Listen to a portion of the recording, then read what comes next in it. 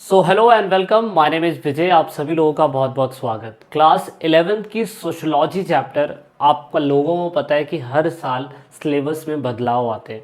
इस बार class 11th के जो बच्चे सोशोलॉजी पढ़ते हैं, समाज शास्त्र से रिलेटेड ये सब्जेक्ट है और ई पाठशाला के चैनल पे इस बार आप सभी लोगों को सारा कंटेंट हिंदी और इंग्लिश में मिलने वाला है। क्लास 11th के सारे कंटेंट को पढ़ने से पहले हमें ये अच्छी तरीके से पता होना चाहिए कि इस बार क्लास 11th के अंदर कौन कौन से चैप्टर को डिलीट करा गया है और कौन कौन से चैप्टर को ऐड करा गया है।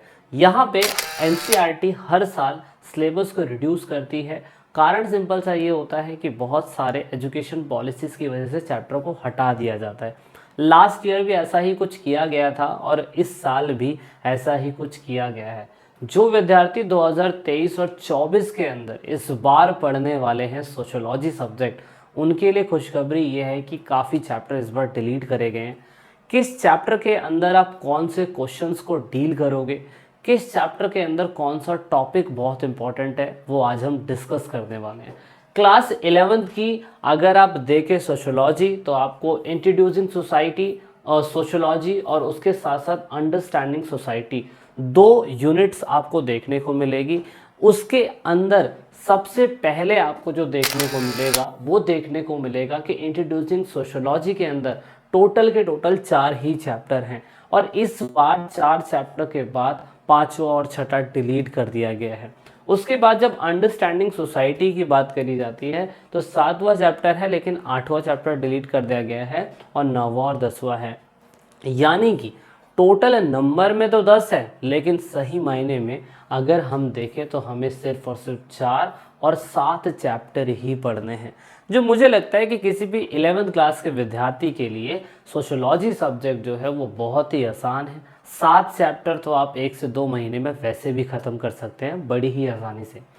आप लोग हिंदी मीडियम में हैं तो आपको हिंदी मीडियम में वीडियोस मिलेंगी, आप लोग इंग्लिश मीडियम में हैं तो आपको इंग्लिश मीडियम में वीडियोस मिलेंगी। लेकिन ई पाठशाला के चैनल पे आपको सारा कंटेंट इस बार 11th और 12th के विद्यार्थियों को जो सोशोलॉजी सब्जेक्ट पढ़ता है ज़रूर मिलेगा।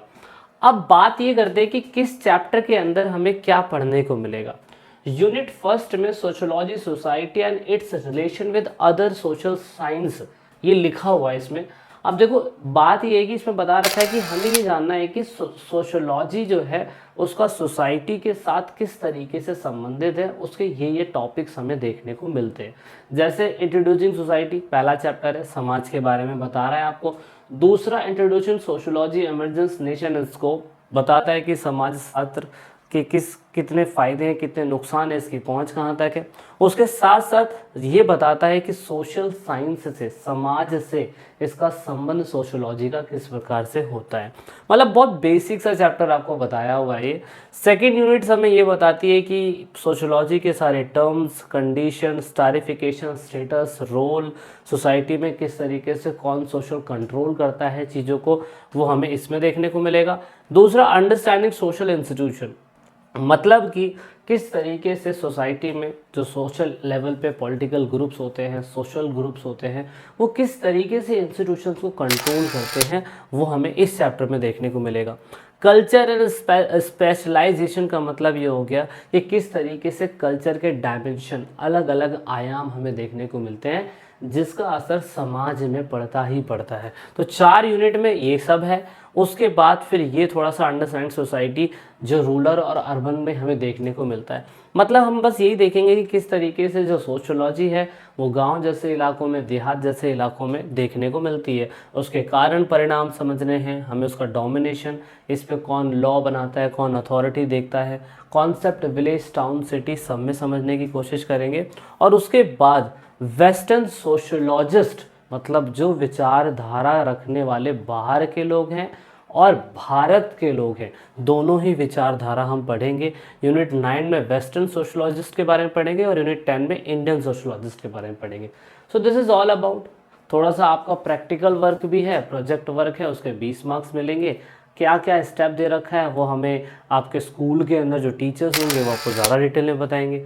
बाकी वीडियोज़ तो आएंगी तो आप सभी लोगों को सारी जानकारी मिलती रहेगी। आप देख रहे थे ई पाठशाला के चैनल पे, मेरा नाम था विजय और आप सभी मिलेंगे जल्द ही हमें नई सीरीज़ में जो हिंदी और इंग्लिश दोनों में होगी। This is it in this video. जय हिंद, जय भारत, वंदे मातरम।